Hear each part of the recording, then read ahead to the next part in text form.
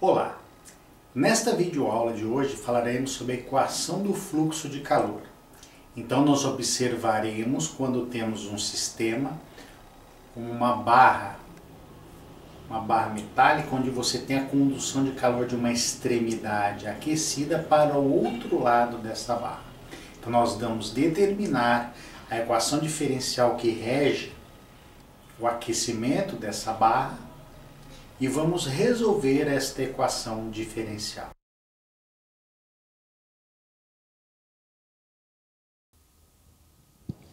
Então, nós vamos supor o seguinte sistema.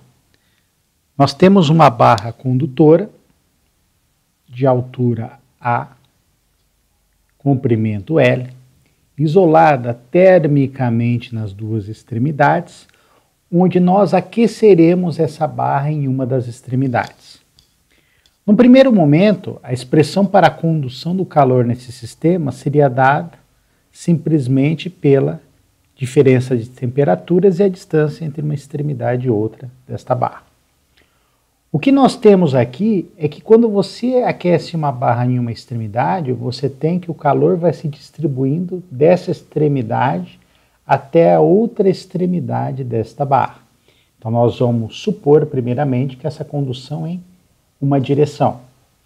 Neste caso, quando você está aquecendo a barra, você tem um acréscimo, uma diminuição de temperatura, neste caso, porque você está aquecendo uma extremidade. Então quando você começa a distribuir esse calor, ele vai diminuindo lentamente. Então se você pegar um infinitésimo nesta direção x, que é onde nós estamos considerando o fluxo de calor unidimensional com relação à variável espacial, nós temos que a variação dessa função com relação a x ela é negativa porque você está tendo um decréscimo com a distância. Então nós podemos escrever que a variação do calor com relação ao tempo, se você está numa posição x, com o tempo, esse calor, a distribuição de calor vai se diminuindo até uma posição subsequente da barra. Então, nós conseguimos, a partir disso, descrever uma equação onde nós temos a variação com relação ao calor e a variável x. Lembre-se que você está utilizando uma barra, então não tem sentido nós falarmos em massa na barra nesse momento, então é mais fácil falarmos sobre densidade. E também olharmos a expressão clássica do calor, que é dado pela massa do caso da barra, o calor específico vezes o ΔU, que é a energia dada para você aquecer essa barra. Então nós podemos escrever a partir disso uma equação para o calor que dependa do tempo, ou seja, nós temos que o calor, nesse caso, pode ser escrito como uma função da densidade, do calor específico do material. A variação dessa função, que depende da posição e do tempo, olhando a variação temporal da distribuição de calor, né, vezes um acréscimo dx, que é a distância, vezes dt. Quando fazemos isso, nós podemos escrever uma equação em t, integrando em x e t. Se nós observarmos a equação que nós vimos anteriormente, nós não tínhamos, com relação a x, a própria integração em relação a x. Quando nós fazemos isso, nós temos um infinitésimo dx e nós podemos escrever isto como uma derivada segunda. Então agora nós temos uma equação onde nós temos duas integrais iguais aos dois lados. É uma equação integral ou uma equação íntegro diferencial, como estamos vendo. O que acontece é que as integrais são as mesmas dos dois lados. Então, quando nós fazemos isso, basicamente nós estamos fazendo as mesmas coisas dos dois lados com relação ao tempo e com relação à variável distância. Então, nós podemos simplesmente, nós vamos integrar dos dois lados, não é necessário fazer isso, que a integral é a mesma. Então, nós conseguimos obter a equação do calor. Então, a equação do calor ela depende da derivada segunda da posição e da derivada primeira do tempo. Então você olha que tem uma diferença com relação à equação da corda vibrante, principalmente porque nós só temos a derivada primeira com relação ao tempo. Então nós podemos determinar uma grandeza que é chamada difusibilidade térmica a partir desta equação, que é o fator K. Então nós podemos escrever essa equação diferencial na forma que nós conhecemos, com relação a essas derivadas parciais escritas na notação de Leibniz, e podemos ter uma expressão escrita da forma mais reduzida, como esse U de xx vezes 1 U de t. Então os passos são os mesmos que nós temos para resolver a equação da corda vibrante, que é utilizar condições de contorno. Quando utilizamos essas condições de contorno, nós temos que resolver a equação em x e a equação em t.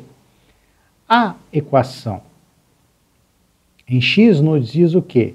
Que nas extremidades você não tem condução de calor nas extremidades.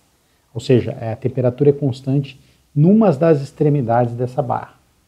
Tá? Então o que você tem é para t maior que zero, que U de x e t igual a U de t igual a zero. Então quer dizer que você tem uma diferença de temperatura bem estabelecida nessas duas extremidades da barra. E as condições de contorno para isso em t é que quando t é igual a zero você tem uma função f de x. Quando aplicamos essas condições de contorno, nós temos que olhar agora dois fatores importantes. Né?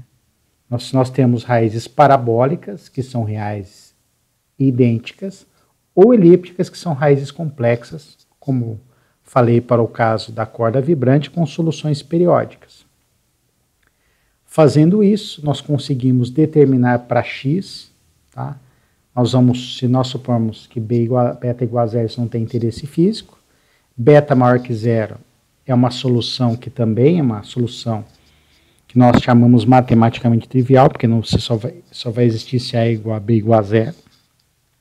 Então nós vamos para a solução periódica, e quando fazemos isso, como as condições de contorno são as mesmas, a solução é idêntica da corda vibrante. Então nós temos que a solução em x é B vezes o seno de nπx sobre L. Quando observamos a variável t, nós temos que essa solução é uma equação diferencial de primeira ordem, então ela é feita por integração direta. Quando resolvemos esta equação por integração direta, nós olhamos que ela tem uma exponencial decrescente com relação ao tempo. Isso quer dizer o quê? Nós temos para a posição uma solução periódica, mas conforme o tempo vai passando, você tem uma queda exponencial dessa temperatura com relação à variável t, quanto mais longe você está da extremidade onde você está aquecendo a barra. Lembre-se o seguinte, você tem uma variação dessa temperatura, dessa quantidade de calor entre uma extremidade e outra. Nós temos as temperaturas bem definidas nas duas extremidades. É isso que é importante lembrar aqui. Então você tem uma variação de calor, então você tem a fonte quente onde você está aquecendo e a fonte fria do outro lado, então você tem um fluxo de calor da fonte quente para a fonte fria, é isso que acontece na nossa barra. Quando nós fazemos isso, nós temos uma solução que ela é dada também por um somatório, porque ela vale para todos os n's, né? Por um somatório, então nós temos um termo exponencial decrescente, o seno de nπx sobre L. Então o que acontece é que eu falei aqui que em U de x e zero, nós temos que isso é f de x. Então, o nosso U de x e zero é igual a esse somatório da parte espacial com f de x. Então, nós podemos determinar esses coeficientes Cn desde que nós conheçamos f de x. Onde que nós podemos aprender isso? Quando estamos trabalhando com transformadas de Fourier. Então, aqui nós temos também a solução geral para a equação do calor. Veja, a ideia desta semana de aula foi resolver dois sistemas físicos bastante importantes. O primeiro foi a equação da corda vibrante, onde nós observamos como uma corda vibrante se comporta fisicamente, e observamos também a equação do calor.